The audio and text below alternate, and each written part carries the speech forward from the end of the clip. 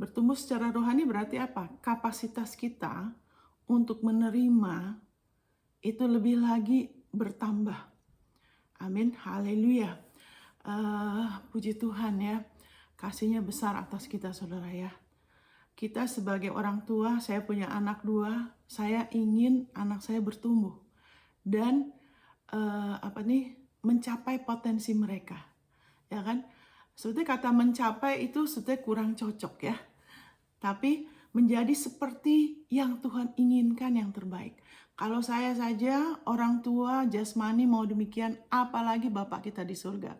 Dia adalah Allah yang bijaksana, dia adalah kasih, dia adalah adil, dia benar, dia setia. Haleluya. Tapi dia mengasihin kita. Dia mengasihi kita luar biasa. Amin. Sudah ada di dalam agendanya Bapak kita untuk kita semua berhasil, untuk kita semua bertumbuh. Haleluya. Untuk kapasitas kita menerima dari Dia semakin bertambah. Karena tanpa Dia, tanpa Yesus kita tidak bisa apa-apa. Amin, puji Tuhan. Thank you Lord Jesus. Dan kita bersyukur bahwa Dia sudah menjadikan kita carangnya. Amin, saudara. Thank you Lord Jesus. Carang ya, carangnya Tuhan Yesus. Sehingga kalau carang itu kerjaannya apa? Menerima. Menerima. Amin, saudara. Thank you Lord Jesus. Ya, saya Pendeta Monica Hicks. Saat ini saya tinggal di Amerika dengan suami saya dan 2 anak saya. Haleluya. Thank you Lord Jesus. Kita berdoa ya Bapak, dalam nama Yesus kami bersyukur bahwa roh kebenaran ada di dalam kami semua. Dan biarlah saat ini Roh Kudus, haleluya, kami mengundang Engkau untuk Kau menerangi mata hati kami, untuk kami boleh melihat kebenaran firman-Mu lebih lagi, sehingga kami mengalami transformasi yang luar biasa. Dari satu kemuliaan kepada kemuliaan yang lain. Sesuai dengan kelimpahan kasih karunia-Mu. Dalam nama Yesus. Amin. Amin, saudara. Thank you Lord Jesus. Puji Tuhan. Nah, haleluya. Karena kita sudah ditentukan sebagai carang dari sononya, makanya tidak susah ya untuk kita bertumbuh ya. Kenapa? Karena semuanya sudah diselesaikan oleh Dia. Ya, Tuhan Yesus bukan hanya pemula, bukan hanya pencipta iman kita, tapi dia juga penyempurna, ya kan, penyelesai iman kita. Jadi kita cuma di tengah-tengah aja, ya kan? Thank you Lord Jesus. Itu tidak susah, ya, tidak rumit, saudara ya. Haleluya. Thank you Lord Jesus. Kita langsung aja, saudara ya. Sama seperti anak kita, ya kan? Dari mana mereka bisa bertumbuh? Dari bayi, ya. Ini gambaran seperti kita juga, karena Alkitab suka membandingkan ya. Kamu jadi seperti bayi yang ingin air susu yang murni. Nah, kita dari anak kita waktu bayi itu kan nggak bisa ngapa-ngapain, ya kan? Dia hanya bisa minum susu.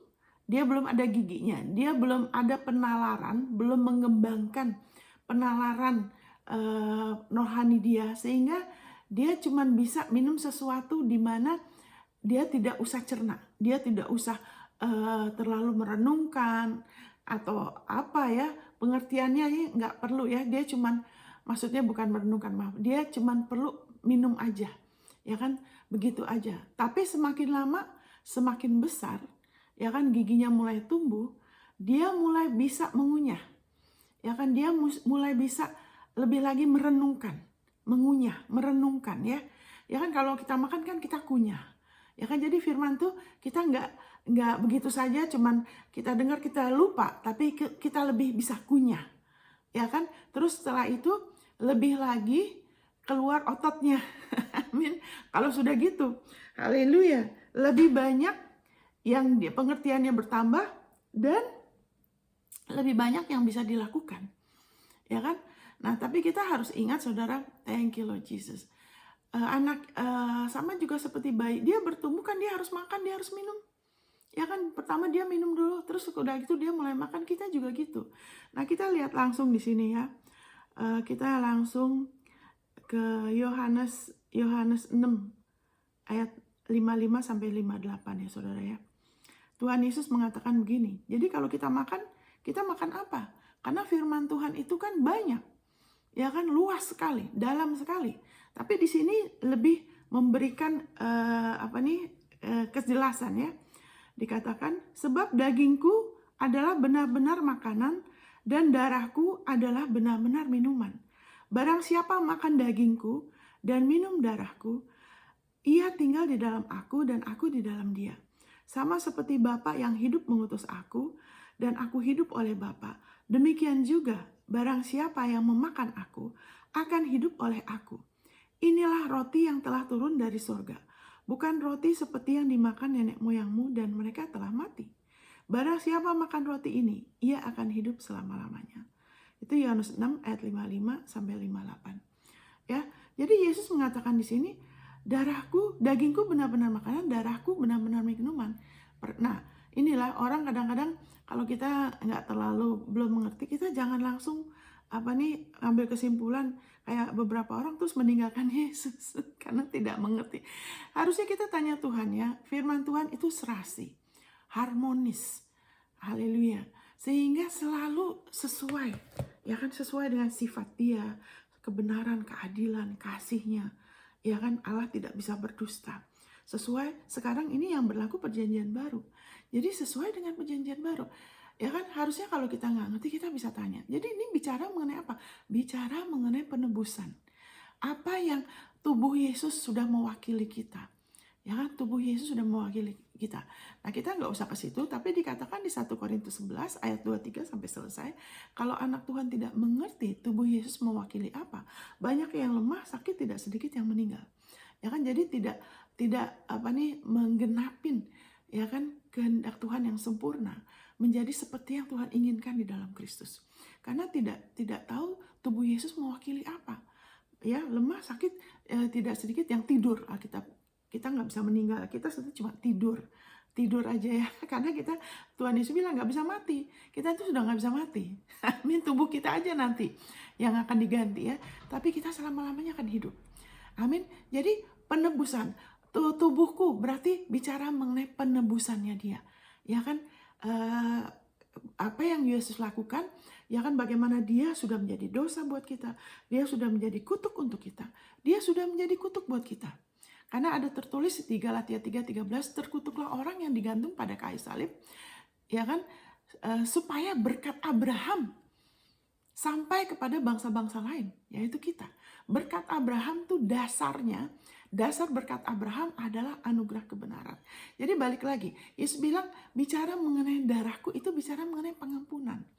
Jadi kalau kita terus makan, kita mulai lebih lagi meninggalkan, apalagi kalau sudah kenal Tuhan beberapa waktu ya kan, sudah harusnya bisa lebih lagi mencerna dengan merenungkan ya darahnya, pengampunannya, di mana ayat-ayatnya mengatakan demikian. Mendengar pengajaran yang selaras dengan perjanjian baru, ya kan. Jadi Yesus bilang kantong anggur yang lama nggak bisa diisi anggur baru. Juga kantong anggur yang baru bicara mengenai perjanjian baru. Perjanjian baru itu kantong anggur yang baru. Karena Yesus adalah perantara dari suatu perjanjian yang jauh lebih baik, yang didasarkan atas janji-janji yang lebih baik. Itu Ibrani 8 ayat 6. Haleluya. Jadi kantong anggur yang baru, bahwa kita harus sadar kita sekarang tidak lagi di bawah perjanjian lama. Ya kan? Jadi di dalam perjanjian lama itu ada terkandung, ya kan, mengarahkan kepada perjanjian baru. Amin, haleluya. Misalnya Yesaya 53, ya kan, ayat 4 dan 5, ya kan, kita mengira dia kena tulah, itu bicara mengenai Yesus, ya kan, bagaimana dia mengalami penderitaan yang luar biasa, ya kan, dia diremukan oleh ganjaran kita, oleh kesalahan kita, pemberontakan kita, oleh bilu-bilunya kita sembuh. Itu ada di Yesaya. Itu sedang mengacu kepada perjanjian baru. Tapi itu sudah digenapin sekarang. Itu sudah digenapin oleh Yesus. Jadi kantong anggur yang baru. Karena penting sekali kalau kita bicara mengenai kapasitas kita untuk lebih lagi menerima dari Tuhan, bertumbuh secara rohani, itu kita harus menghampiri dari posisi perjanjian baru, dari karya Kristus yang sudah selesai, dari kantong anggur yang baru. Ya kan? Jadi perjanjian lama itu bayangan, shadow, bukan hakikat yang sebenarnya. Yesus penebusannya adalah yang sebenarnya. Dari shadow yang mengarahkan pada sesuatu. Kepada apa? Kepada Yesus, kepada perjanjian baru. Jadi kita harus sadar di perjanjian baru ini, kantong anggur yang baru ini. Ya kan, segala sesuatu itu sudah diselesaikan oleh Yesus. Amin, saudara. Sudah diselesaikan oleh Yesus. Sama seperti Taman Eden, waktu Tuhan menciptakan dunia ini, dan yang ya kan juga termasuk Taman Eden, Dia menciptakan manusia, Dia bilang semuanya itu baik, dan Dia udah selesai. Sekarang juga itu karya Kristus itu sesuatu karya yang sudah selesai. Waktu kita lahir baru, kita masuk dalam suatu karya yang sudah selesai. Amin, saudara. Haleluya. Allah tidak hidup di dalam waktu ya. Manusia tidak bisa melakukan itu, tapi Allah tuh bisa, karena Dia tidak hidup di dalam waktu. Makanya kenapa kita bisa terima Yesus di abad 20, padahal Dia disalibkan bukan di abad 20. Karena keselamatan itu kekal. Penebusan oleh tubuh dan darah Yesus itu kekal. Amin. Jadi kita harus ingat bahwa haleluya, sekarang di perjanjian baru, kantong anggur yang baru semuanya dipusatkan oleh kasih Allah, ya kan, melalui penebusan Yesus. Haleluya. Allah sudah ciptakan karya itu, dan itu suatu karya yang sudah selesai. Ya kan, ini penting sebelum kita bicara lebih jauh.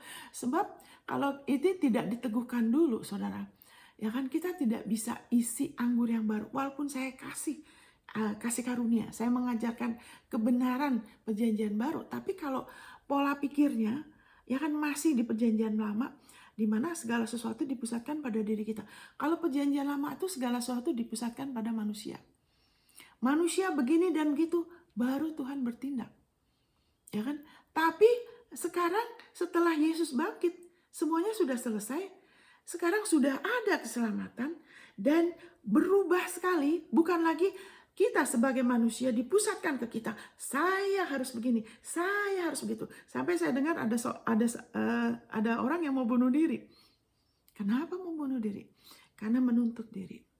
Menuntut diri ya. Karena lupa itu seperti perjanjian lama. Saya harus benar dulu. Saya harus taat dulu. Saya tidak bilang itu penting. Tapi sekarang di perjanjian baru itu semua buah. Itu semua buah loh. Bukan lagi dipusatkan sebagai kita, manusia, saya, tapi Dia, Yesus. Haleluya. Kalau sekarang nih Allah yang sudah selesaikan. Allah yang sudah menyediakan korban buat Dia. Karena tanpa dulu di perjanjian lama kan manusia nggak bisa datang langsung sama Tuhan. Harus ada korban. Ya kan, makanya dikatakan Yesus adalah anak domba Allah yang sudah disembelih sebelum dunia dijadikan. Ya kan, itu dulu bayangan. Dulu perjanjian lama begitu. Kalau orang langsung ke Tuhan, habis dia kena penghakiman. Karena Allah itu tidak toleransi dosa. Satu titik pun tidak bisa, saudara. Tapi puji Tuhan, Allah yang sudah menyediakan. Haleluya. Domba itu buat kita. Allah yang sudah menyediakan. Kalau dulu mereka cuma sementara. Ya kan, dari satu korban ke korban yang lain. Makanya imamnya tidak pernah duduk. Imamnya berdiri terus. Kenapa? Karena tidak selesai. Hati nurani manusia itu hanya ditutupin darah binatang. Selalu masih ada kesadaran akan dosa. Selalu masih ada rasa takut. Makanya dikatakan kita tidak lagi dikuasai roh perbudakan yang membuat kita takut lagi. Mentalitas budak. Apa itu kantong anggur yang lama? Mentalitas budak seperti anak sulung di kisah Lukas pasal 15. Ya kan, dulu secara hukum Taurat harus dibenarkan karena saya begini dan begitu. Baru Tuhan kasih. Kalau sekarang enggak. Karena Yesus sebagai domba Paskah kita, sebagai persembahan kita, itu sebabnya kita dosa kita enggak lagi diperhitungkan. Dan bukan itu saja, saudara, dua hal. Bukan hanya kita diampunin, kita bicara mengenai pertumbuhan karena ini dasar ya. Ya kan, bukan hanya dosa kita. Jadi waktu mereka tuh bawa persembahan, ya kan, misalnya bawa persembahan ini domba, ya kan, ini domba. Mereka tuh tumpangin tangan. Waktu tumpangin tangan, dosanya, misalnya saya bawa domba, dosanya saya tuh ditransfer ke domba ini. Terus kepolosannya, kebenarannya sini domba yang tidak bercacat, tidak ada cacatnya, itu ditransfer ke saya. Jadi penebusan itu bukan hanya kita diampunin loh. Kita juga dibenarkan. Dikasih kebenaran, dikasih jubah anugerah kebenaran. Yang sebetulnya milik Tuhan Yesus karena dia yang sudah menggenapi hukum Taurat buat kita. Ya kan? Supaya layak di hadapan Allah. Dan kelayakan itu di mana dia tidak pernah mengenal dosa. Di dalam dia tidak ada dosa. Haleluya. Itu diserahkan ke kita. Dan dengan iman kita sudah menerima ini waktu kita menerima Yesus sebagai juru selamat. Dan kita perlu pakai ini. Nah, kita sedang bicara mengenai pertumbuhan secara rohani. Dari kesadaran ini bahwa kita sudah dipakaikan dengan jubah yang sangat-sangat dahsyat. Amin, saudara. Jubah yang luar biasa. Itu pakaian putih, jubah. Ya kan? Kita sudah dikasih pakaian putih, gaun. Gaun keselamatan.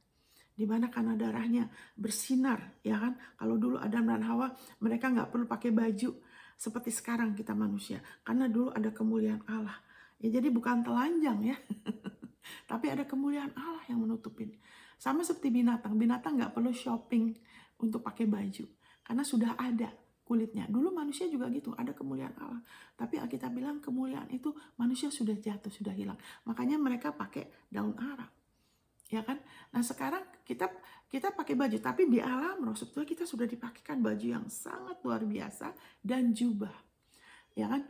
Baju keselamatan yang putih, yang bersih. Ya kan? Dan jubah anugerah kebenaran. Kenapa putih? Karena sudah dibasuh oleh darahnya. Wow. Terus ada jubah, ya kan, anugerah kebenaran. Karena semakin kita bertumbuh, ya kan, semakin kesadaran ini akan diri kita yang sebenarnya semakin bertambah, kita akan bersikap demikian, saudara. Jadi dari dalam keluar. Amin, saudara. Jadi kesadaran, nanti kita lihat firman-Nya. Jadi ini kita bicara mengenai bertumbuh secara rohani. Ya kan, kalau saya kasih langsung, ya kan, anggur yang baru, tapi pola pikir saudara nyampur, masih percaya bahwa karya Kristus itu belum selesai. Saya belum tentu selamat. Ya kan, saya harus begini dan begitu dulu supaya selamat. Memang sudah terima Yesus, tapi mulai sekarang harus benar-benar sungguh-sungguh, nggak boleh salah. Kalau sampai salah, waduh, mungkin Tuhan nggak kenal saya. Nah itu kantong anggur yang lama. Jadi kalau saya kasih kantong anggur yang baru, nanti saudara bingung. Nanti akan ada masalah, pecah. Tuhan Yesus bilang, kantong anggur yang lama diisi anggur baru, nanti sobek. Itu tumpah keluar, nggak bisa terima, karena bingung. Karena dasarnya udah tidak sesuai firman, dan itu dengar terus yang tidak sesuai itu terus menerus dengar, sehingga dicampur dengan anggur yang baru, tumpah, bingung. Makanya ada orang kemudian bikin kesimpulan, oh itu nggak benar, itu kasih karunia apa itu. Kenapa? Karena tidak menekunin. Kalau benar-benar Alkitab itu harmonis, sudah ada Roh Kudus di dalam kita. Kita bisa tanya, kita bisa gali, dan firman Tuhan sudah kasih garansi. Bagi siapapun yang terus bertekunnya mencari, itu pasti akan dapat. Amin, saudara. Thank you Lord Jesus. Puji Tuhan. Puji Tuhan. Memang ada satu saat dalam hidup saya juga gitu. Aduh, kok kayaknya berat banget. Seperti orang mau lompat tembok, enggak kelompat-lompat. Oh, ini lagi masalah sama, kurang damai. Kayaknya belum ada keteguhan. Tapi terus Roh Kudus terus, karena terus balik-balik ke dia, terus mau bertumbuh, terus mengizinkan dia, terus kumpul, bergaul dengan orang-orang juga yang mau bertumbuh. Bukan yang orang yang sudah puas, ya saya begini aja deh, yang penting hadir di gereja, yang penting setiap kali hadir, ya kan, sesekali ikut, yang penting jangan macem-macem. Tapi kalau kita mau rela, ya kan, juga kita bergaul, ya, dengan orang-orang, termasuk kita bergaul sekarang lewat media, lewat hamba-hamba Tuhan yang memang terus bertumbuh, yang memberikan dasar-dasar firman-Nya, bukan hanya lucu ya, bukan hanya bikin kita tertawa ya. Ya bayi itu kan kita suka bikin tertawa ya. Kita mau bayi itu tersenyum ya. Tapi kalau kita sudah makin dewasa, kita nggak cukup ya kalau dengar khotbah itu cuma bikin kita ketawa. Kita perlu lebih dari itu. Kita perlu makan supaya kita bisa bertumbuh. Amin. Kadang-kadang ayatnya cuma sedikit, ya kan? Kenapa? Saya udah nggak mau, karena udah lebih bertumbuh. Dulu mungkin begitu. Harusnya kita begitu. Kalau kita sudah lebih bertumbuh kan, kita nggak bisa cuma minum susu aja kan, atau bubur aja, kita nggak mau. Amin, haleluya. Itu berarti kita sehat.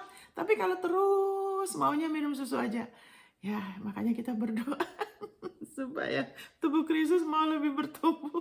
Amin, haleluya. Haleluya. Tapi saudara, jangan putus asa. Karena kalau terus dan terus balik-balik ke Dia, saudara pasti akan mengalami terobosan lebih lagi. Dan itu yang namanya damai, saudara. Yang namanya keteguhan, haleluya. Saya nggak ingat dulu bagaimana. Pernah ada saat-saat memang berat, saudara. Kalau kita nggak mengerti kantong anggur yang baru dengan anggur yang baru, akan jadi berat loh. Tapi puji Tuhan, Allah selalu setia, saudara. Jangan putus asa, terus datang ke Dia. Kan Alkitab bicara mengenai pengenalan yang benar ya. Jadi ada pengenalan yang benar, ada pengenalan yang tidak benar. Kenapa kita, kalau saudara perhatikan, ya kan dulu waktu Tuhan Yesus datang, ya kan, karena dulu kan manusia nggak bisa langsung, harus lewat imam, terus harus persembahkan. Kalau waktu Tuhan Yesus datang, orang-orang itu mau menghampiri Dia kadang-kadang ragu-ragu. Tuhan, Engkau mau sembuhkan aku nggak ya? Engkau mau nggak? Ya kan? Kenapa mereka begitu? Karena waktu itu Yesus datang sebagai perantara, langsung sebagai perantara, ya kan, antara Allah dengan manusia, dan disitulah orang bisa terima langsung dari Yesus. Sehingga orang itu karena paradigmanya berubah, mulai kantong anggurnya itu mulai lagi dipersiapkan untuk berubah, ya kan, mereka tuh didorong, kamu minta. Makanya kan dikatakan di Matius 7, mintalah maka kamu akan diberikan, ketuklah, ya kan, carilah, ya kan, kalau kamu minta sesuatu yang baik, kamu akan dikasih, ya kan. Kalau Bapakmu di surga, kalau Bapak dunia aja yang jahat tahu, apalagi Bapak di surga. Itu didorong untuk minta. Tapi setelah Yesus bangkit, yang kita jarang sekali disuruh kita minta loh. Perhatikan, ya kan, di Roma, Efesus, Kolose, Filipi, itu jarang ditekankan minta. Tapi yang disuruh patron doa, ini loh, Rasul Paulus kasih contoh, ya kan, seperti di Efesus 1 ayat 17 sama 19, Filipi 1 ayat 9 sampai 11, Kolose 1 ayat 9 sama 11 ya. Thank you Lord Jesus. Jadi yang kita disuruh minta bukan lagi minta hanya untuk hal yang sehari-hari loh. Nggak ada salahnya, ya kan? Nanti itu bagian dari pertumbuhan iman kita, di mana kita berdiri atas janji Tuhan untuk kebutuhan kita secara pribadi, benar. Tapi yang kemudian setelah Yesus bangkit, yang kita disuruh dinasihatkan untuk minta, bukan lagi sekedar kebutuhan hidup kita di dunia ini aja, untuk anak kita, untuk pelayanan kita. Tidak, lebih dari itu loh. Kita disuruh minta apa? Roh hikmat dan wahyu. Supaya mata kita diterangin, supaya kita tahu warisan kita, harapan apa yang terkandung dalam warisan kita. Kita tahu warisan kita di dalam Kristus. Kita, banyak anak Tuhan tidak tahu punya warisan. Ya kan? Terus kita disuruh minta pewahyuan akan betapa hebat kuasanya bagi kita. Bukan hanya kepada iblis loh, ke atas kita, bagi kita yang percaya. Kuasanya bagi kita yang percaya.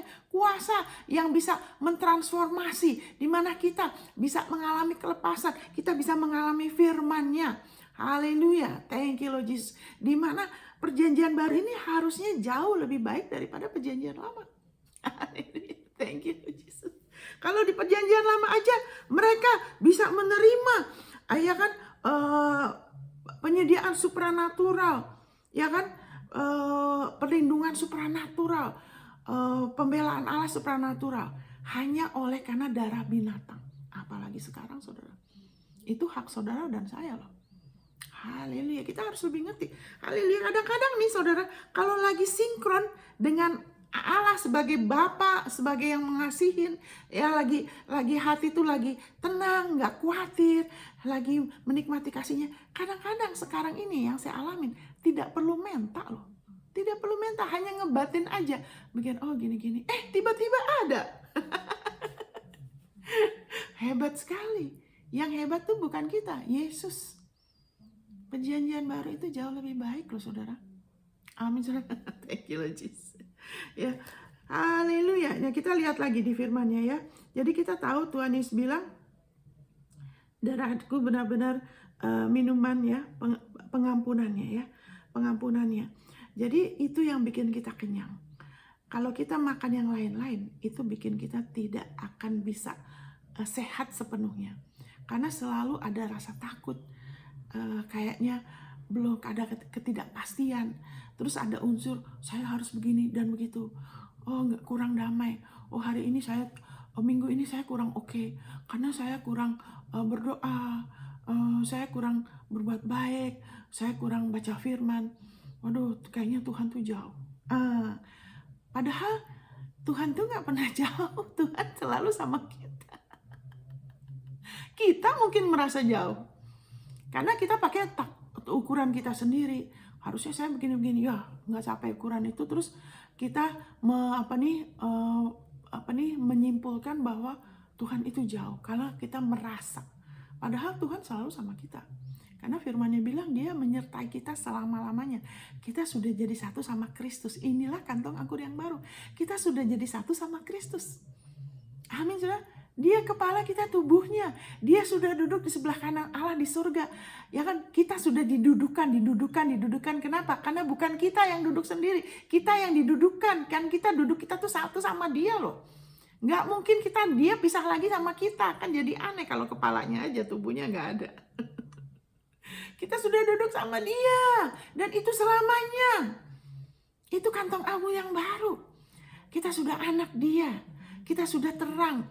Ya kan? Kadang-kadang saya menyayangkan ya kalau ada orang yang bilang, ya supaya saudara kamu menjadi terang. Nah, kita tidak bisa menjadikan diri kita terang. Kita sudah terang dari sananya. Sudah lahir dari Allah yang ada terang. Kita adalah anak-anak terang, tapi kita bisa lebih bersinar, itu betul. Tapi kalau bilang supaya kamu menjadi anak Allah, supaya kamu jadi terang, itu tidak sesuai dengan konteks kantong anggur yang baru, perjanjian baru.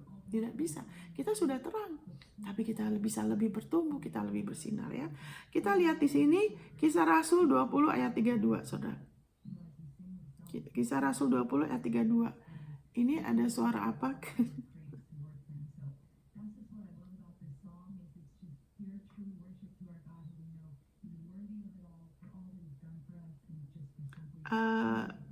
Ini suara ini mudah-mudahan tidak masuk ya.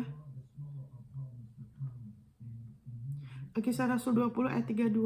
Sekarang aku menyerahkan engkau kepada Tuhan dan firman kasih karunia-Nya.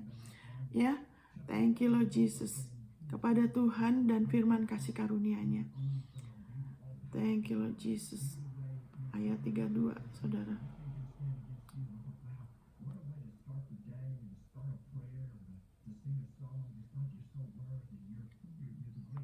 Ini suaranya kok.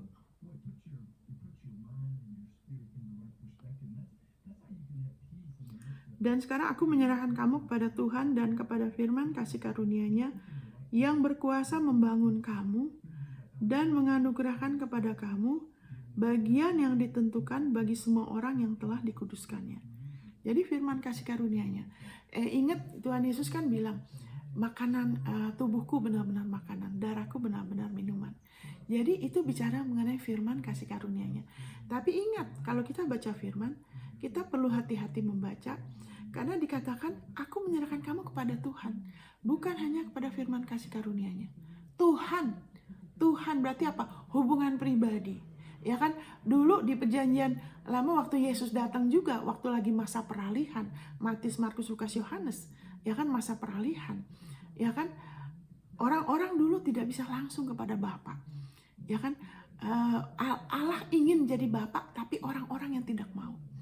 Ya kan, tidak, kita mau diberkatin karena ketaatan kita. Kita mau dibenarkan karena kebenaran kita.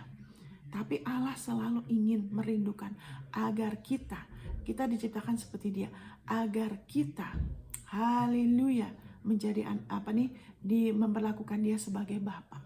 Karena kita tetap anak, walaupun Adam manusia sempat jatuh. Ya kan, waktu seperti anak bungsu juga. Waktu dia balik, dia bilang, aku udah nggak layak Bapak. Aku udah salah. Ya kan, kita semua seperti itu. Tapi bapaknya bilang apa? Anakku. Dia tetap diperlakukan sebagai anak. Haleluya. Thank you Lord Jesus. Haleluya. Jadi Tuhan, hubungan pribadi. Kenapa saudara diselamatkan? Ingat ya, karena saudara menerima Yesus ya kan secara pribadi. Itu sebabnya firman itu jangan anggap itu general. Terima itu sebagai sesuatu yang pribadi. Mengakui dari mulut saudara. Amin, saudara. Mengakui dari mulut saudara ya. Nanti kita lihat lagi ya. Jadi menyerahkan pada Tuhan, hubungan pribadi. Apa yang nolong saya sampai nggak putus asa? Karena saya pernah coba bunuh diri 2 kali. Amin. Itu lemah di atas lemah. Mungkin saudara nggak seperti saya, lemahnya parah.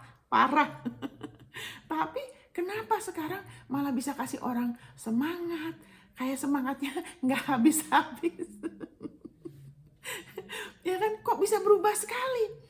Ya kan, sekarang lebih damai, ada sesuatu dalam diri saya yang saya tahu itu bukan dari diri saya, itu dari Dia.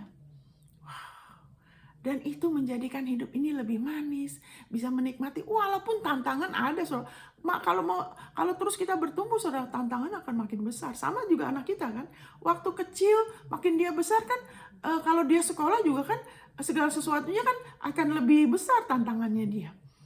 Tapi puji Tuhan, kemampuan itu terus Tuhan tambahkan.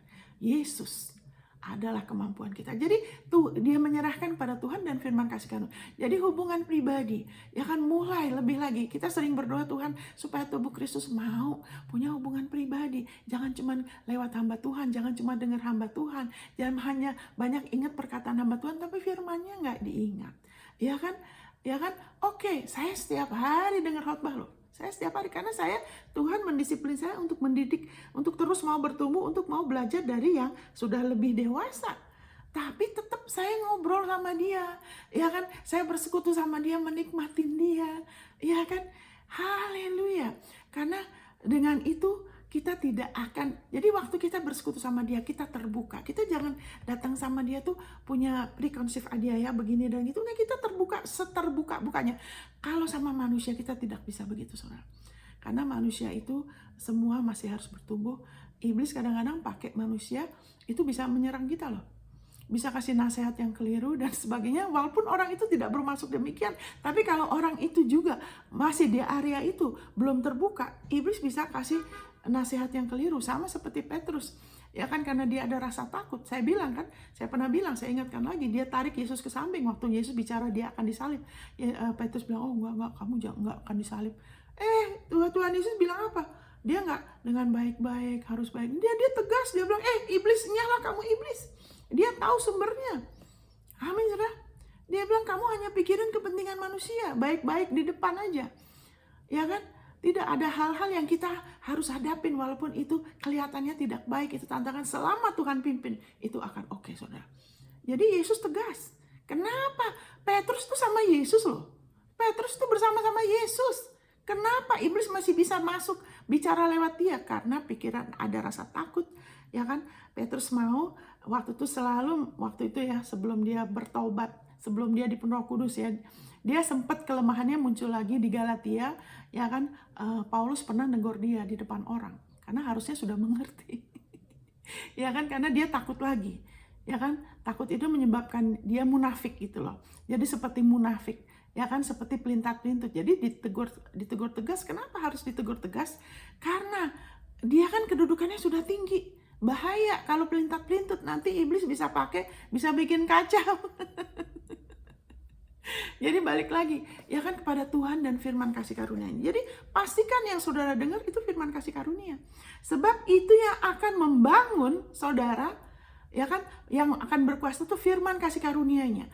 Mengerti dulu, prioritaskan dulu. Makanya cari kerajaan Allah dulu. Prioritaskan firman kasih karunia-Nya. Dan ya kan, membangun kamu dan menolong kamu menerima warisan saudara. Karena janji-janji Tuhan itu adalah warisan Itu Yesus yang berjerih payah dan dia wariskan itu untuk kita. Kenapa kita perjamuan kudus? Perjamuan kudus lagi dan lagi. Saya sering perjamuan kudus untuk memberitakan kematian Tuhan. Kenapa memberitakan kematian Tuhan? Karena dalam kematiannya warisan kita itu sah. Karena Alkitab bilang kalau warisan itu tidak sah kalau yang memberi warisan belum meninggal. Yesus sudah mati buat kita. Dia sudah tinggalkan kebenarannya. Dia sudah mati sebagai manusia lama kita. Dia sudah berikan kebenarannya, kelayakannya, sehingga warisan itu dia sudah mati. Warisan itu adalah sah. Dan Alkitab menyuruh kita berdoa supaya mata hati kita diterangi mengenal Tuhan dengan benar. Berarti ada pengenalan yang tidak benar. Kita harus mau rendah hati untuk kita mau sadar, kita masih harus berubah, cara pikir kita harus masih berubah, karena pengenalan itu ada yang tidak benar. Amin, saudara. Tapi semakin kita bertumbuh, kita bisa lihat lebih lagi. Oh, benar ya, firmannya begini. Oh, semakin kita bisa melihat the big picture ya, gambaran yang lebih lagi utuh. Jadi pengertian kita semakin harmonis. Jadi ada orang yang kalau bilang, oh firman Tuhan itu bertolak belakang, nah orang itu belum mengerti betul ya. Jadi oke, kita lihat jadi firman, kita makan firman tuh firman apa? Firman penebusan, firman kasih karunia, ya kan? Dan ini kita akan ke ini ada orang nyalain suaranya kencang sekali, agak mengganggu tapi ya sudah. Saya berdoa supaya saudara tidak diganggu ya. Ini di Ibrani 5 ya. Ibrani 5 saudara.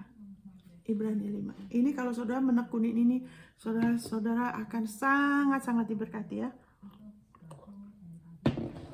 Saya bacakan Ibrani 5. Thank you Lord Jesus. Haleluya. Dari ayat 11. Tentang hal itu banyak yang harus kami katakan, tetapi yang sukar untuk dijelaskan. Karena kamu telah lamban dalam hal mendengarkan. Ya kan? Sebab sekalipun kamu ditinjau dari sudut waktu. Dari ya kalau saudara sudah cukup lama ikut Tuhan, ya kan, dari sudut waktu sudah seharusnya menjadi pengajar. Kamu masih perlu lagi diajarkan asas-asas pokok dari penyataan Allah. Dan kamu masih memerlukan susu, bukan makanan keras. Kenapa tidak mengerti mengenai anugerah kebenaran, pengampunan, mengenai kasih karunia? Kenapa masih kurang? Sebab barang siapa masih memerlukan susu, ia tidak memahami ajaran tentang anugerah kebenaran. Ini diterjemahkan dengan kebenaran, harusnya bukan. Ini bicara mengenai posisi loh. Anugerah kebenaran itu bukan bicara mengenai kebenaran firman. Itu truth. Bahasa Inggrisnya itu kebenaran firman itu truth. Kalau righteousness itu bicara mengenai posisi benar kita yang Tuhan anugerahkan karena penebusan Yesus. Itu righteousness, anugerah kebenaran. Posisi benar kita, jati diri kita. Kita sudah lahir sebagai orang benar. Bukan karena perbuatan kita. Bukan karena kelakuan kita. Perbuatan kita adalah buah siapa kita. Amin, saudara. Jadi ini seharusnya diterjemahkan sebagai ajaran tentang anugerah kebenaran. Posisi benar yang Allah anugerahkan. Sebab ia adalah anak kecil. Kalau saudara mendengar khotbah saya, saudara susah mengerti. Kenapa? Karena mungkin saudara jarang dengar. Mungkin di gereja saudara dibilang, it's okay, doakan gembala saudara. Ya kan, tapi saudara sendiri lihat firman. Saudara sendiri tanya Tuhan.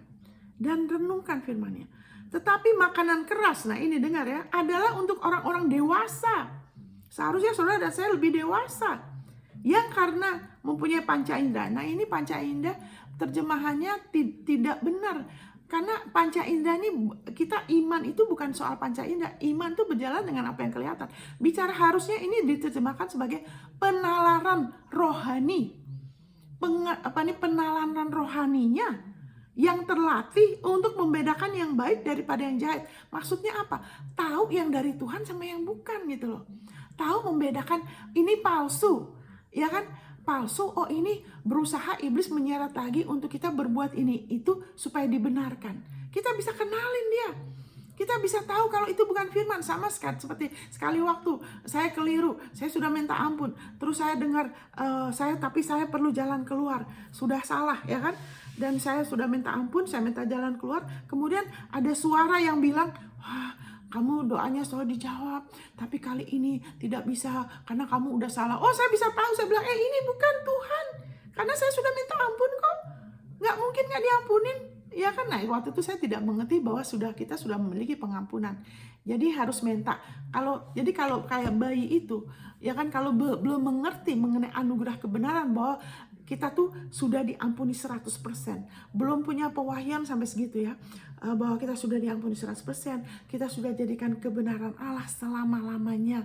Ya kan, bahwa Allah tidak pernah meninggalkan kita. Kalau fondasi itu belum, akhirnya selalu mohon-mohon pengampunan seperti minta dulu baru dikasih. Padahal tidak. Karena firman-Nya mengatakan di Kolose 1 ayat 14, ya kan, di Efesus 4 ayat 32 bahwa haleluya, kita sudah memiliki penebusan kita, yaitu pengampunan dosa. Haleluya. Jadi sekarang kalau kita salah, kita bukan minta ampun lagi, kita terima pengampunan. Itu beda loh saudara. Itu beda sekali. Ya kan? Jadi waktu saya dengar suara itu, saya tahu, oh ini bukan Tuhan. Kenapa? Karena saya sudah tahu dari firman-Nya bahwa kalau minta ampun tuh nggak mungkin nggak diampunin. Tapi semakin bertumbuh, oh saya nggak perlu lagi minta ampun seperti Tuhan belum selesaikan. Dia sudah selesaikan. Kita sudah memiliki penebusan kita memiliki pengampunan dosa. Kenapa? Karena masih bisa keliru lagi, salah ngambil keputusan, salah berbicara, salah ini, salah, ya kan, pengertiannya masih harus. Makanya kita harus sadar, kalau saudara dan saya kita mau aja dengan rendah hati, saya masih harus perlu berubah. Itu saudara akan terus bertumbuh, saudara akan terus mengalami terobosan demi terobosan saudara. Tapi kalau kita pikir, oh saya udah tahu kok, saya udah tahu tuh mengenai pengampunan, saya udah tahu, saya yang penting positif. Alah, kalau sudah gitu ada kebutaan, nggak bisa melihat nanti, ya kan. Tapi kalau kita mau rendah hati, kita butuh penebusan Yesus. Itu yang bikin kita kenyang, sehingga kita nggak hidup pun mengejar. Ya kadang-kadang ada orang kantong anggur yang lama ya, jadi dia giat berdoa, tapi giatnya itu dari kantong anggur yang lama. Ya kan, minta Tuhan gini. Ya ada sekali waktu bisa dapat, tapi akan terbatas. Kenapa? Karena dia mau kejar. Ya kan, dia mau kejar, padahal Alkitab bilang itu warisan kita, itu sudah warisan kita. Itu sudah warisan. Janji-janji Allah, segala janji-janji Allah tuh di dalam Kristus adalah iya dan amin. Dan itu adalah warisan. Kenapa harus kejar? Kenapa mau kejar sesuatu yang sudah milik kita? Kenapa mau melayakan diri lagi? Sedangkan warisan itu sudah dikasih. Yesus adalah kelayakan kita. Amin, saudara. Haleluya. Thank you Lord Jesus. Kita bicara mengenai bertumbuh. Haleluya. Jadi kalau dulu saya kalau dengar firman, ya kan, tidak bisa ya. Waktu saya ke sekolah Alkitab, saya tidak sanggup loh. Habis belajar itu dari jam 8:30 sampai jam 12:30. Terus kan biasa kita makan siang, terus ada lagi namanya healing school ya, sekolah kesembuhan. Dari jam 2 kalau nggak salah sampai jam 4. Ya kan, itu saya nggak sanggup loh saudara. Saya rasa udah kenyang sekali. Untuk dengar firman lagi saya, nggak sanggup. Ya kan, kenapa? Masih bayi. Bayi itu kan ada takarannya kalau kita kasih susu kan. Kalau udah takaran dia udah nggak bisa. Dia cuman baru bayi. Anak juga gitu kan, takarannya anak makan dengan orang dewasa kan beda kan. Tapi setelah bertumbuh, terus waktu saya dengar Tuhan, nah kalau kita bersekutu sama Dia, kita mau, Tuhan, saya mau gitu kehendak-Mu, saya mau hati kita tuh sama Dia, ya kan? Kita sepenuhnya percaya akan kasih Dia ya. Dia ya, kita izinkan Dia bekerja ya. Nanti Roh Kudus tuh kadang tanpa kita sadarin, karena Dia di dalam kita, dalam hati kita. Itu seringkali setiap Roh Kudus bicara sama kita, Roh Kudus pimpin kita, cuma kita nggak sadar aja. Jadi Dia pimpin saya mulai dengar khotbah. Orangnya khotbah ini lebih tua, lebih dewasa dalam Tuhan, dan luar biasa memang orang-orang ini, orang-orang yang tahu menerima dari Tuhan, dari firman-Nya ya.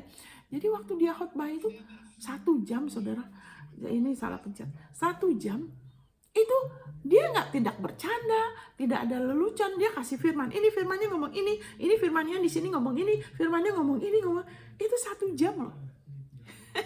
Pertama-tama, waduh, tidak biasa, tapi dengar lagi, akhirnya sekarang biasa. Sekarang saya bisa tahan berjam-jam dengar khotbah, saya senang, saya menikmatin. Kenapa? Karena wow, semakin dengar terus semakin mengakuin, renungkan, semakin mengalami penyediaan, perlindungan supranatural. Berapa kali ya, saudara bayangkan ya kan, pernah mau dibakar, suami lagi khotbah di gereja, hamil 2 bulan loh. Tapi karena suami berbahasa roh, Tuhan Roh Kudus pimpin berbahasa roh, berdoa ya dengan kuasa. Saya tidak apa-apa, saya tidak keguguran walaupun gerejanya mau dibakar. Sudah gitu, mau kecelakaan. Pernah di Amerika, berapa menit sebelum kecelakaan, Roh Kudus pimpin untuk berbahasa roh. Ya kan? Akhirnya tidak jadi. Terus anak saya mau kesiram minyak panas, tidak jadi. Mau kesiram air mendidih, tidak jadi. Roh Kudus pimpin, begini gitu. Nggak sadar. Ya kan, makanya hidup untuk Tuhan. Hidup untuk kepentingan Yesus. Untuk Dia. Percaya kasih Dia. Aduh saudara, benar-benar luar biasa. Terus mau ketabrak, motor nggak jadi. Mau ketabrak, truk nggak jadi. Terus jatuh nggak jadi. Kenapa? Haleluya, kesadaran. Iya kan? Makan firman-Nya, makan firman kasih karunia. Bagaimana Tuhan mengasihi kita. Saya sudah ditebus dari kutuk hukum Taurat. Ya kan, penyakit, kemiskinan, kekurangan bukan lagi bagian kita. Nah, itu mulai terus menerus. Ya kan, Allah mengasihi kita. Oh, Tuhan Allah tuh baik. Saya percaya. Kadang-kadang orang bilang itu Tuhan begini tuh. Saya bilang tidak mungkin. Oh ya kan, ada satu ibu anaknya meninggal di mobil karena kepanasan di Tokyo. Ya kan, terus di gereja bilang, gereja itu saya pindah dari situ ya, karena mereka baik, cuman terlalu berfokus sama denominasi bukan firman ya.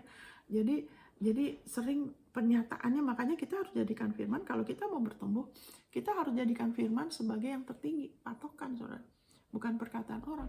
Jadi di gereja itu dibilang, oh itu memang ada maksud Tuhan lah, Tuhan izinkan, kehendak Tuhan. Bayi mati di mobil, itu bukan kehendak Tuhan. Kalau orang dibilang gitu kan, orangnya nanti jadi marah dong sama Tuhan. Kenapa Tuhan kok tega sekali? Kenapa nggak tolong? Nah itu tuh bukan Tuhan nggak. Kenapa? Karena dibilanginnya segala sesuatu Tuhan. Padahal setelah makin belajar, segala sesuatu bukan Tuhan loh. Bukan tuh, Tuhan tidak menginginkan ada makan buah itu. Ada makan nggak? Ada makan loh.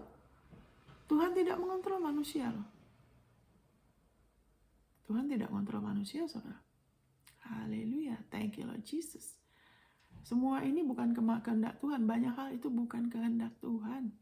Tuhan tidak kontrol kita. Tapi Tuhan, kita kasih izin sama Tuhan untuk berkarya dalam hidup kita dengan apa? Dengan kita percaya firman-Nya dan memperkatakannya. Amin, saudara. Thank you Lord Jesus. Jadi dari situ dasar-dasar itu kalau semakin diteguhkan, kalau yang kita dengar, bagaimana kita bicara mengenai bertumbuh secara rohani, bagaimana bisa bertumbuh secara rohani, baiklah yang kita dengar itu bukan hanya benar kasih firman kasih karunia, tapi juga harus konsisten terus. Jangan dengar firman kasih karunia terus diseret lagi kepada pengajaran yang nyampur dengan perjanjian lama, yang bilang belum tentu kamu selamat kalau kamu nggak sungguh-sungguh nih. Ya kan, Tuhan bisa gak kenalin kamu. Ya, nah itu kan. Terlalu terima begitu aja perkataan pengajaran tanpa lihat firman-Nya sebagai patokan. Sedangkan firman-Nya bilang dia gak pernah meninggalkan kita. Firman-Nya bilang di Galatia 4, Tuhan mengenal kita. Dia tahu kita. Jadi kalau bilang saya tidak pernah kenal engkau, itu bukan untuk anak Tuhan loh. Itu bukan orang yang sudah lahir baru. Ya kan? Ya Ibu Monica, kalau gitu nanti enak aja dong ya. Kalau sudah lahir baru, kalau sudah jadi anak Tuhan, kita bisa bikin apa aja. Nah, orang seperti itu, ya kan, bicara dari posisi, ya kan, kantong anggur yang lama. Karena kita sebagai ciptaan baru, Alkitab bilang, benih ilahi sudah ada di dalam kita. Kita tidak mau berdosa loh. Apa saudara kalau bangun pagi, ya hari ini siapa yang bisa aku tipu ya? Hari ini siapa yang bisa aku bunuh? Enggak kan? Bahkan kalau kita salah, ya kenapa salah? Kalau bisa jangan salah. Betul nggak? Kenapa? Karena kita sudah ciptaan baru. Kita sudah lahir dari Allah. Kita tidak mau berdosa lagi. Kita tidak mau punya gaya hidup berdosa lagi. Tapi, nah ini caranya ya. Ini caranya saudara. Ya, makanya dikatakan di sini, ya kan, makanan keras untuk orang-orang dewasa yang karena mempunyai penalaran rohani, penalaran yang terlatih. Jadi bagaimana? Gimana supaya kita mulai bisa lepasin susu, lebih mau bisa makanan keras. Kantong anggur yang baru diisi dengan anggur baru. Dengan apa? Penalaran terlatih yang kalau bahasa Inggrisnya tuh yang suka, ya kan, berdasarkan praktis. Orang itu terus menerapkan firman, ya kan, dalam hidupnya. Kayak begitu kan, merenungkan firman. Jadi firman itu dipraktekkan. Enggak, firmannya ngomong gini, ya kan. Contohnya, misalnya contohnya, waktu kita bicara mengenai bertumbuh secara rohani, berarti kapasitas kita untuk menerima bisa ditambah. Seperti waktu itu kita pernah kontrak satu rumah di Manado. Terus itu terjadi, ada hal-hal yang kayak tidak mengerti seperti sekarang. Jadi buka pintu sama iblis. Akhirnya kita pindah ke kos. Waktu itu saya lagi ke Amerika kali atau gimana. Jadi suami saya yang di Indonesia, saya karena urus permanent resident. Terus saya balik, kita pindah ke kos. Memang kosnya bagus ya. Tapi kita dulu sewa rumah cukup besar. Kamarnya 4. Terus pindah ke kos, kamarnya cuma 2. Walaupun kamarnya besar, karena yang punya anak, yang punya rumah. Walaupun rumahnya mewah. Tapi kan tetap itu kos. Ya kan, jadi saya tanya Tuhan, Tuhan ini nggak sesuai firman. Nah ini kan, menerapkan firman. Kenapa penalaran rohani kita semakin bertambah? Kalau kita mau bertekun jadi melakukan firman, selalu jadi melakukan firman itu menjadikan firman sebagai patokan, bukan kesaksian orang, ya kan, bukan pengalaman orang, perkataan pendeta begitu aja kita telan, tidak, firmannya kita menghargai pendeta. Ya kan, saya juga pendeta, saya menghargai orang-orang ini yang saya belajar, saya mendukung mereka, mendoakan mereka. Cuman maksudnya firman harus tetap nomor 1. Jadi saya bilang, Tuhan, saya datang ke Tuhan, nggak langsung ke orang. Kan, karena saya tahu nanti dari situ kalau saya perlu tanya ke orang, saya akan ke orang, tapi ke Tuhan dulu. Jadi saya bilang, Tuhan, ini harusnya tidak sesuai firman. Harusnya kalau kita kontrak rumah, terus kita punya rumah, bukan kontrak terus kos, itu kayak turun. Ya kan? Karena firman Tuhan bilang harusnya kita dari satu kemuliaan kepada kemuliaan. Kita sudah jadi kepala dan bukan ekor. Kita harusnya bertumbuh semakin merdeka, semakin makmur, semakin bijaksana. Itu yang normal. Ya kan? Jadi saya tanya Tuhan, ini kok nggak sesuai firman ini. Jadi saya tidak menyalahkan Tuhan. Saya tahu masalahnya bukan di dia. Masalahnya di saya. Ya kan? Saya harus menyesuaikan apa? Apa yang bagian saya bukan untuk dibenarkan, karena sudah dilayakan, sudah ditebus dari kutuk. Tapi untuk saya dibantu, bagaimana Tuhan, saya dibantu untuk saya mengalamin. Saya kok kayak turun, kenapa ini? Dan Tuhan jawabnya apa? Dia bilang gini, kapasitas kamu untuk menerima harus ditambah. Nah, dia bilang itu, kapasitas kamu untuk menerima harus ditambah. Menerima dengan iman. Jadi begini saudara, kalau kita sudah bertumbuh nih, kita bertumbuh ya, kita bertumbuh dari sini, kita ke sini. Semakin bertumbuh toh. Tapi kalau kita tidak terus dengar, kita tidak terus mau rela berubah, ya kita tidak membiarkan firman-Nya terus memperbarui pikiran kita, yang akan memperbarui gambaran diri kita. Nanti nih, itu bisa turun lagi saudara. Bisa balik lagi. Nah itu yang saya alamin. Kenapa? Karena firman-Nya, kebenaran itu belum berakar. Ada hal yang saya masih perlu tahu. Jadi kemudian dari situ Tuhan itu baik ya. Kemudian maksudnya dia tuh bijaksana. Saya mulai terima pengajaran mengenai anugerah kebenaran dan kasih karunia. Yaitu apa? Posisi benar saya karena Yesus dan kasih karunia penyediaan Tuhan. Kenapa kita ada masalah menerima dari Tuhan? Karena kita mau menerima bukan dari posisi anugerah kebenaran. Kita mau menerima langsung. Nah, saudara ingat, perjanjian baru itu bukan kita sama Tuhan loh. Bukan kita sama Tuhan, saudara. Itu perjanjian lama. Makanya Tuhan bilang, aku tidak berkenan dengan perjanjian lama. Mereka terus menerus, masalahnya sama terus. Kadang oke, kadang tidak. Kadang oke, kadang tidak. Karena hanya darah binatang dan mereka langsung sama Tuhan. Kalau perjanjian itu, ya kan kalau yang satunya itu salah, itu ada hukumannya loh saudara. Jadi makanya mereka kena terus imbasnya. Kenapa? Karena mereka nggak sempurna. Tapi sekarang perjanjian baru ini, kantong anggur yang baru itu antara Allah dengan Yesus. Nah, waktu kita terima Yesus, kita ikut ambil bagian.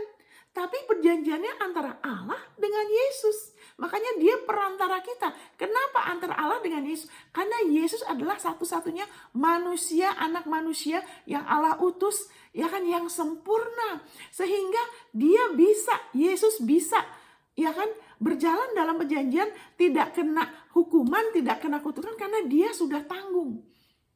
Amin, saudara. Wow. Sekarang makanya segala sesuatu tuh melalui Yesus. Jangan pernah maksudnya kita lebih lagi kesadaran itu. Semua, saya sudah di dalam Kristus. Yesus kepala saya, dia hikmat saya, dia kebenaran saya, dia kelayakan saya, dia yang menggenapi hukum Taurat buat saya. Itu Roma 10 ayat 4.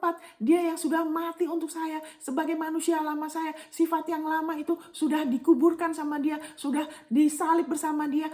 Yang lama sudah berlalu, saya yang baru sudah datang. Semuanya karena Yesus. Jadi sekarang kita ini sebagai carang, kita jangan pernah memegahkan diri. Itu 1 Korintus 30 ayat 31. Barang siapa mau bermegah, baiklah ia bermegah di dalam Tuhan. Banyak orang kesulitan akan hal ini karena masih mau bermegah. Kepengen dianggap rohani, kepengen dianggap baik, ya kan? Kepengen dianggap orang. Saudara, kabar baik, Tuhan sudah anggap kita luar biasa dengan membeli kita dengan darahnya. Kita tidak usah cari kehormatan manusia. Karena Yesus bilang, kalau orang cari kehormatan manusia, ada ketidakbenaran dalam diri orang itu. Nanti gak tahan uji. Tidak usah cari validasi dari orang. Alkitab bilang bukan orang yang memuji dirinya, tapi orang yang dipuji Tuhan. Kita cari dari dia aja. Amin, saudara. Waktu anak orang yang masih terikat dengan kantong anggur yang lama, itu selalu lebih mementingkan penampilan daripada apa yang di dalam. Cuman kelihatannya, kelakuannya baik, gini-gini, tapi di dalamnya enggak. Ia penuh dengan kemarahan, dendam, sakit hati, ya kan, begini dan begitu. Itu masih kantong anggur yang lama, harus dirubah. Makanya anak-anak ada satu orang ini, yang anak muda ini yang menghampiri Yesus, dia kepengen dipuji karena mungkin biasa dipuji orang tuanya. Kamu anaknya baik ya. Karena waktu itu Tuhan Yesus, guru yang baik, dia bilang. Tuhan Yesus bilang, kenapa kamu bilang aku baik? Tuhan Yesus nggak kena pujian orang, dia nggak perlu validasi orang, ya kan? Tuhan sudah tahu apa yang di dalam hati orang. Dia bilang, kenapa kamu panggil aku baik? Hanya Allah saja kok yang baik. Kenapa? Karena Tuhan Yesus tidak datang untuk dirinya, dia datang karena Bapa loh.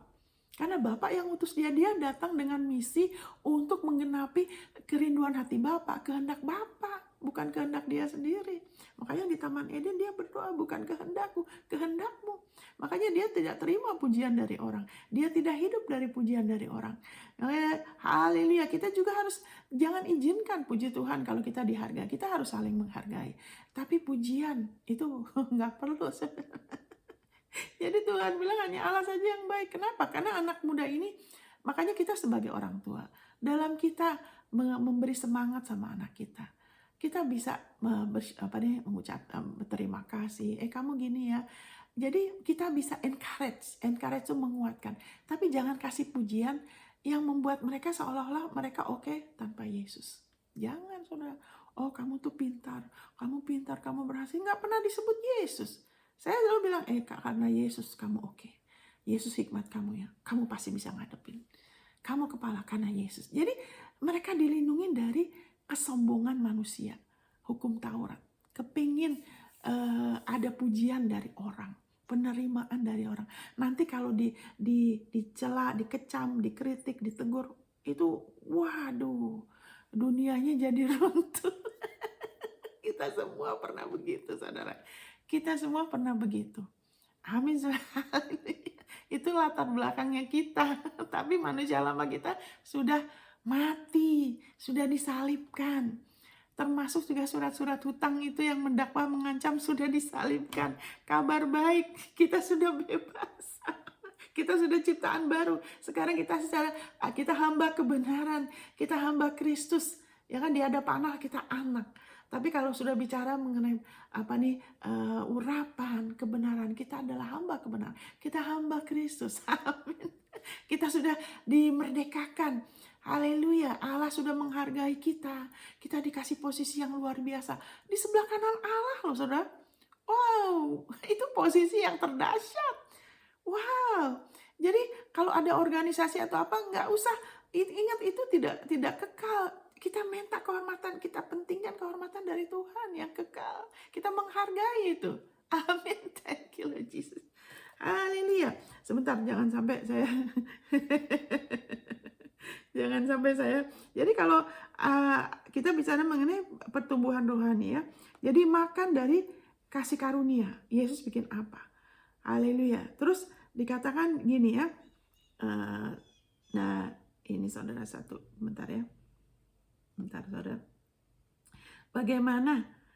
Haleluya. Bagaimana kita bisa ke ini. Nah, gimana caranya kita bisa terus bertumbuh? Ya kan? Jadi pastikan yang kita dengar tuh konsisten, jangan campur. Jangan ada elemen, ya kan? Ada pelayanan, ada yang terlalu mementingkan profetik, tapi kalau seseorang mau profetik, kalau firmannya belum cukup, nanti makin lama jadi tidak stabil. Karena segala yang profetik itu harus sesuai firman. Ya kan? Thank you Lord Jesus, harus sesuai firman ya. Thank you Lord Jesus. Jadi kita ingat gimana kita praktekkan. Nah, ini juga kita lihat di sini. Gimana supaya kita mengalami lebih lagi pertumbuhan rohani, bukan dengan jerih payah kita, tapi ada caranya. Nah, ini saya bacakan dari 2 Korintus pasal 3. Ya kan? Thank you Lord Jesus. Kenapa ada beberapa orang tidak bertumbuh di beberapa area? Karena orang itu tidak terbuka dan ada selubung. Ya kan, misalnya soal kepenuhan Roh Kudus, berbahasa roh, karunia roh. Ada orang yang menentang. Padahal jelas-jelas ada orang yang itu sudah jelas. Kenapa tidak bisa melihat? Ada selubung. Ya kan? Nah, saya bacakan ini ya. 2 Korintus 3 ayat 14. Ini bicara mengenai tapi pikiran mereka telah menjadi tumpul supaya kita tidak ada selubung. Kita sudah tidak terselubung, tapi nanti ya, sebab sampai pada hari ini selubung itu masih tetap menyelubungi mereka. Jika mereka membaca perjanjian lama itu tanpa disingkapkan, karena hanya Kristus saja yang dapat menyingkapkannya. Kenapa kita dinasihatkan untuk berdoa? Kita berdoa Efesus 3 ayat 16 sampai selesai, sampai ayat 21 ya, supaya Kristus kuatkan batin kami oleh roh-Mu agar Kristus pengurapan itu tinggal dalam diri kami oleh iman kami, dan kami berakar dan berdasar dalam kasih, bukan berakar dan berdasar atas perbuatan kita sendiri. Itu malah menghalangi pertumbuhan. Itu nanti muter-muter di padang gurun. Tapi berakar dan berdasar, kenapa kita disuruh minta supaya Kristus pengurapan itu tetap. Karena ada saat kita dicobai mau cari kemuliaan, kehormatan dari orang. Itu yang menyebabkan ada satu kebutaan. Kita lupa bahwa sekarang kita bisa berdiri itu karena tubuh dan darah Yesus. Seperti di sini. Hanya Kristus yang dapat menyingkapkan kita dengan rendah hati. Tuhan, buka mata hati aku lagi. Kuatkan aku, berakar dan berdasar dalam, bukan berakar dan berdasar dalam jerih payah kita, perbuatan baik kita, pelayanan kita. Terus kita membanding-bandingkan. Jangan. Kalau kita berakar dan berdasar dalam kasih, pasti akan ada buahnya. Pasti kita mau melayani. Dan itu akan konsisten, itu nggak akan selesai terus menerus, maksudnya bisa sampai selesai, nggak akan habis gitu loh kekuatan itu. Kalau kita berakar dan berdasar dalam kasih, Kristus saja yang dapat menyingkapkannya. Ada orang-orang yang baca Alkitab nggak bisa melihat, memang nggak bisa baca, karena ada sesuatu ilah dunia ini yang membutakan mata orang, sehingga Alkitab bilang tidak bisa melihat cahaya kemuliaan Kristus yang adalah gambaran Allah. Ada sesuatu yang menyelubungin gitu loh. Bahkan sampai pada hari ini, setiap kali mereka membaca kitab Musa, ada selubung yang menutupi hati mereka. Nah, tetapi apabila hati seseorang berbalik kepada Tuhan, maka selubung itu diambil daripadanya. Sebab Tuhan adalah roh. Ya kan? Tunggu dulu. Jadi hati kita berbalik. Nah, itu bicara mengenai orang yang hatinya belum lahir baru. Tapi kita sudah lahir baru, hati kita sudah berbalik waktu kita terima Yesus. Selubung itu diambil dari kita. Kita bisa melihat, oh saya memang perlu Yesus. Saya nggak bisa dibenarkan di hadapan Allah tanpa penebusan Yesus. Selubung itu sudah diambil. Kita jangan bergeser dari situ. Itu dikatakan di 2 Petrus 1 bahwa kalau orang itu lupa dosa-dosanya diampuni, orang itu akan buta dan picik dan pengenalannya nggak akan berhasil. Karena ada sesuatu selubung lagi sebetulnya sudah dibukakan, tapi karena sudah mulai dengan roh meneruskan dengan daging. Saya harus begini dan begitu. Makin lama jadi makin stres, entar bisa sampai sakit, entar stres, depresi. Kenapa? Karena menuntut diri kita seolah-olah kita bisa tanpa Kristus. Sedangkan Yesus bilang, tanpa aku kamu tuh gak bisa apa-apa loh. Jadi gimana? Ingat, kita jangan izinkan ada selubung lagi seperti di Galatia, di kitab Galatia. Kenapa ada kitab Galatia? Karena mereka sudah lahir baru, tapi ada yang masuk ya, iblis ya, lewat orang-orang yang belum mengerti, yang belum diperbarui pikirannya. Mau diseret lagi, oh nggak bisa, cuma lahir terima Yesus, maka kamu masih harus disunat lagi. Seolah-olah darah Yesus belum cukup. Seolah-olah Yesus belum dibangkitkan bagi pembenaran mereka. Itu Roma 4 ayat 25. Yesus tuh belum bangkit. Ya kalau gitu kenapa ada Roh Kudus dalam kita? Kalau dia belum bangkit bagi pembenaran kita. Kalau hati kita belum kudus 100%, Roh Kudus tidak mungkin tinggal, bisa langsung mati. Saudara, orang tanpa ini bisa langsung lihat di perjanjian lama. Mau menghampiri Allah, ya kan, tanpa kebenaran Kristus, itu seperti orang mau ke matahari. Habis, Saudara. Mau masuk dalam api, habis, nggak bisa, Saudara. Kenapa? Sekarang api itu seperti Sadrak, Mesak, Abednego. Api nggak bakar mereka karena ada anak manusia. Sekarang api tidak bisa.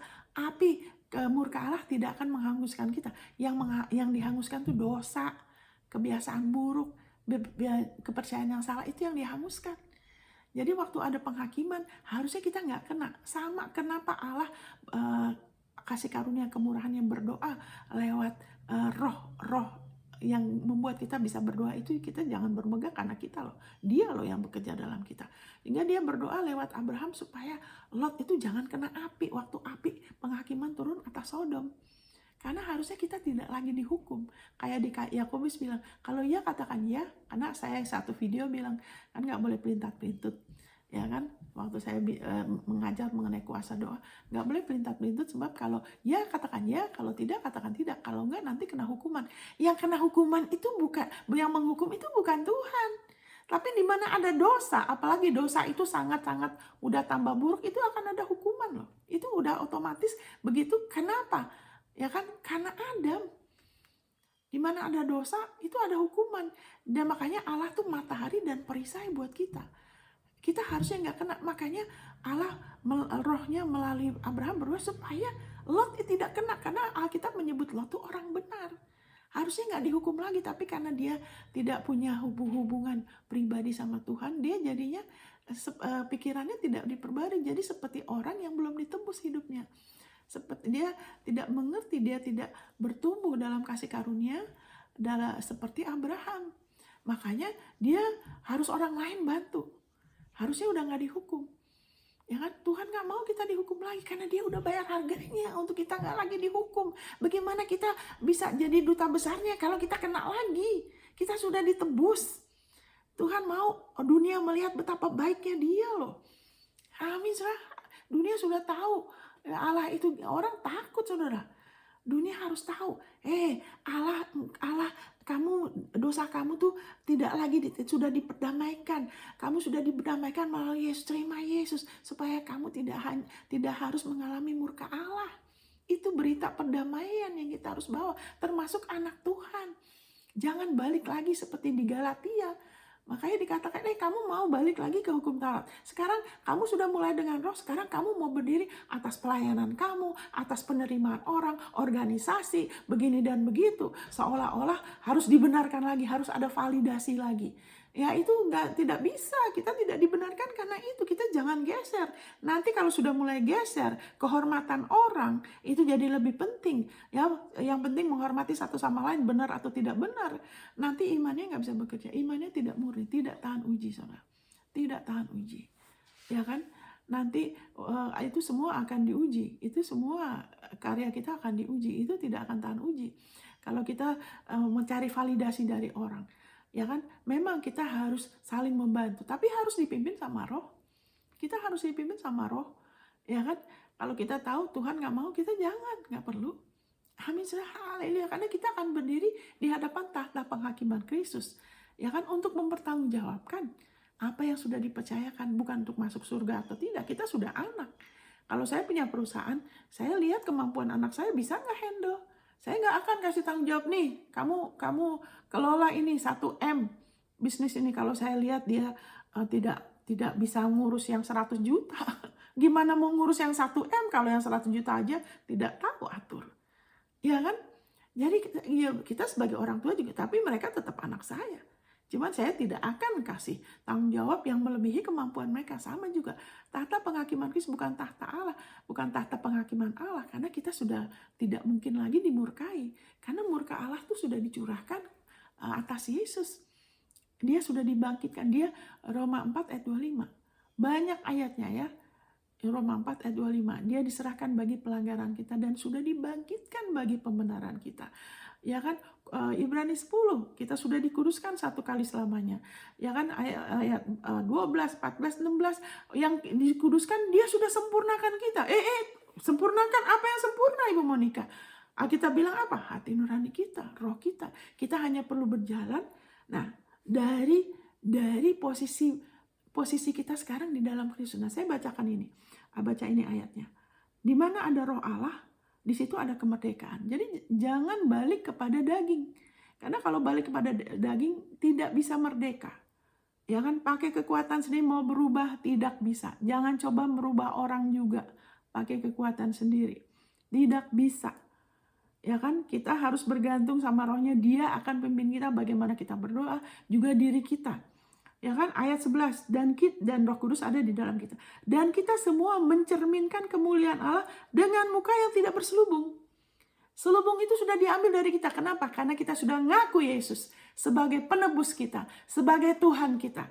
Jangan geser. Tetap di dalam Dia. Tetap bertumbuh dari situ. Jangan geser fondasi. Balik lagi kepada pengajaran yang campur, yang menyeret kita kembali kepada kebenaran diri kita. Dan karena kemuliaan itu datangnya dari Tuhan yang adalah roh, maka kita diubah menjadi serupa dengan gambarnya dalam kemuliaan yang semakin besar. Jadi waktu kita terima Yesus, manusia dulu di Roma 3, ya ayat 20-26, tidak ada orang yang bisa dibenarkan karena melakukan hukum Taurat, tidak seorang pun. Ya kan? Terus juga kebenaran Allah sudah hadir, disaksikan oleh kitab Taurat dan Nabi. Kenapa? Ya kan, saya singkat aja, karena manusia itu sudah kehilangan kemuliaan Allah. Dan Yesus sudah diberikan sebagai propitiation, sebagai penebusan, uang tebusan. Bukan uang sih, maksudnya penebusan, tebusan yang Allah sudah berikan karena manusia sudah kehilangan kemuliaan Allah. Itu sebabnya waktu kita terima Yesus, kemuliaan kita sebagai manusia itu sudah dipulihkan. Kita sudah dipakaikan Kristus. Ada kemuliaan yang menyelubungi kita. Ini kesadaran itu kita perlu pelihara dan perlu terus-menerus diteguhkan. Karena kita sudah diberikan a robe of righteousness, anugerah kebenaran. Wow. Kenapa kita bisa masuk ke tahta kasih karunia? Seperti Ibrani 10 ayat 19. Kita dengan sekarang dan selamanya, kita dengan keberanian, boldness, bisa masuk ke tahta kasih karunia. Ya kan? Haleluya. Kenapa bisa berani? Apakah kita semua kelakuannya sempurna? Kenapa? Karena darahnya, oleh darah Yesus. Ya kan? Bisa masuk ke tahta kasih karunia. Ya kan? Kenapa bisa berani? Karena darahnya sudah menguduskan kita. Dan kebenarannya, anugerah kebenarannya, posisi benar itu sudah dipakaikan ke kita. Sehingga Allah melihat kita seperti melihat Kristus. Maka dikatakan aku hidup, bukan aku lagi yang hidup, Kristus di dalam aku. Jangan hidup berusaha menyenangkan orang. Pelayanan itu bukan menyenangkan orang loh. Saya nggak suka, dulu nggak mau jadi pendeta. Saya tidak suka lihat model begitu. Kayak menyenangkan orang. Pelayanan itu bukan untuk menyenangkan orang. Tuhan Yesus tidak datang menyenangkan orang loh. Alkitab mengatakan di Galatia 1, kalau kamu masih mau menyenangkan orang, kamu gak bisa jadi hamba Kristus. Nanti jadi pelintak-pelintut, tidak stabil. Kita harus putuskan. Ya kan, kita mau percaya apa? Kita mau hidup buat siapa? Harusnya kita sebetulnya tidak bisa maksudnya kita sebetulnya sudah ditentukan untuk hidup bagi Dia. Karena Dia yang hidupkan kita kok. Dia hidupnya tersedia berlimpah. Dengan kita terus melihat. Ya kan, waktu kita bercermin, kita melihat ya kan, bahwa kita ya kan adalah ciptaan baru. Wow, kita nggak lagi yang sama, bahwa kemuliaan ya kan, anugerah kebenaran kita dipakaikan dengan kita lagi bercermin, kita lihat firman itu, kemudian kita ngakuin, ya kan. Ini contohnya nih, kita lagi bercermin nih, ya kita bercermin dari Roma 5 ayat 1, ya kan. Saya memiliki dirubah ya, kita yang sudah dibenarkan dengan iman, kita memiliki damai sejahtera dengan Allah oleh melalui Tuhan kita Yesus Kristus. Itu gantikan jadi pribadi, bercermin jadi pribadi, ya kan. Saya yang sudah dibenarkan dengan iman, saya memiliki damai sejahtera dengan Allah melalui Tuhan Yesus Kristus. Saya sudah memiliki damai sejahtera dengan Allah, ya kan, oleh iman melalui Tuhan Yesus Kristus. Waktu kita lagi bercermin begitu, ya kan, kemuliaan itu semakin mengubahkan kita. Itu namanya transformasi. Akhirnya apa? Maksudnya bukan akhirnya, buahnya apa? Kalau kita terus, itu ada damai loh, saudara. Damai itu makin keluar, terus kita semakin merdeka untuk kita tidak dimanipulasi orang. Bahkan dalam pelayanan juga gitu. Kalau kita tidak praktis ya, kita tidak melakukan ini, kita tidak pakai waktu bercermin, memperbarui pikiran kita, nanti gampang dimanipulasi, ya gampang dimanfaatkan, ya kan. Orang Kristen kadang gampang dibodohin, gampang ditipu di Amerika ini, karena kasihan, oh gini langsung kasih uang, padahal tidak dipimpin sama Roh. Karena apa? Ya kan, tidak praktek, kita tidak, sehingga kita punya penalaran, kepekaan, ya kan. Ya kita semua masih bisa bertumbuh ya, semakin lama saya rindu mau lebih lagi peka, saudara. Saya rindu mau lebih lagi, makanya dengar lagi, lihat lagi. Lebih enak, saudara, penalaran itu ya. Terus juga lebih gampang dengar dari Tuhan, lebih gampang dengar dari Tuhan loh ya. Jadi waktu kita bercermin, kita lagi lihat firman-Nya, Roh Kudus bekerja, Dia mengubahkan kita, mengubahkan jiwa kita. Roh kita sudah seperti itu, tapi jiwa kita lebih lagi, kemauan kita lebih lagi mau ikut apa yang firman-Nya katakan. Jadi semakin lama semakin haleluya, transformasi, ya kan. Waktu kita lagi memandang firman-Nya, bukan memandang orang, memandang firman, kasih karunia, firman perjanjian baru. Yesus bikin apa? Ya kan, misalnya kita lihat dari Kolose 1, ya kan, terpujilah Allah Bapa Tuhan kita yang telah melayakan kita. Ya kan, saya nggak tahu bahasa Indonesianya pakai kata telah nggak ya. Kalau bahasa Inggrisnya harusnya telah itu. Ya kan, karena telah sama belum itu beda sekali loh. Sebentar ya, saudara, ke Kolose 1. Ini dahsyat sekali, Kolose 1 itu luar biasa, saudara. Ya kan, dikatakan di ayat 12, ya kan, dan mengucap syukur dengan sukacita kepada Bapa yang melayakkan kamu. Ini tidak tepat, harusnya telah melayakkan kamu, karena sesuai dengan konteks. Kita sudah dilayakkan karena Yesus yang telah melayakkan kamu untuk mendapat bagian. Nah, ini diterjemahkan mendapat bagian, harusnya diterjemahkan yang akurat tuh warisan untuk yang telah ditentukan untuk orang kudus dalam kerajaan terang. Jadi kita ngaca, kita seperti di dalam satu cermin. Kita ngelihat diri kita yang sebenarnya. Wow, saya mengucap syukur kepada Bapa yang telah melahirkan saya. Pakai kata telah ya, saudara ya, sesuai konteks. Melahirkan saya, ya, yang telah melahirkan saya karena Yesus, untuk mendapat bagian dalam warisan saya sebagai orang kudus. Saya ini orang kudus. Kenapa? Karena darahnya di dalam kerajaan terang. Saya sudah dalam kerajaan terang. Nah, waktu melihat itu, ya kan, kita sedang memberikan izin kepada Roh Kudus untuk bekerja, ya kan, memerdekakan kita lagi dari ketakutan. Sehingga itu sebabnya waktu COVID, kenapa saya sama orang yang udah kena COVID, saya bukan sembarangan loh, saya lagi melakukan apa yang Tuhan pimpin. Tapi kenapa saya bisa melihat diri saya sudah di dalam. Jadi di dalam Kristus, di dalam terang kan tidak ada wabah, tidak ada kemiskinan, tidak ada kekurangan. Kita ini udah orang terang, kita sudah dalam kerajaan terang. Wah, jadi kalau kita terus begitu, kesadaran itu semakin di jiwa kita, ya kan, di dalam diri kita, sehingga waktu ada hal-hal terjadi, kita sudah siap. Tapi kalau terlalu nyantai-nyantai, cuma yang penting ke gereja seperti orang bayar hutang, yang penting kasih perpuluhan, nggak terlalu perhatikan, nggak pakai waktu, nanti ada hal-hal terjadi, kaget, nggak siap. Kenapa? Tidak bertumbuh. Sama terus. Ya kan, dari tahun ke tahun sama terus.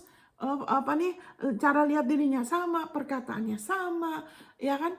Jangan. Kita lagi yang bertumbuh kita bicara mengenai bertumbuh secara rohani. Kapasitas kita untuk menerima bisa bertambah. Nah, saudara, waktu itu saya tadi bicara mengenai waktu kita pindah dari itu ke kos. Nah, ini saya mau selesaikan. Saya percaya Roh Kudus ingatkan sebelum saya tutup ya. Ini bicara mengenai apa aja? Apakah itu penyakit, perselisihan, itu semua bisa diatasin oleh firman-Nya. Asal kita mau jadikan firman-Nya patokan terus ke Dia. Jadi waktu itu saya gitu, Tuhan kasih saya pewahyuan mengenai anugerah kebenaran. Saya dengar pengajaran mengenai anugerah kebenaran. Kita sudah dibenarkan karena Yesus. Oh, begitu ya.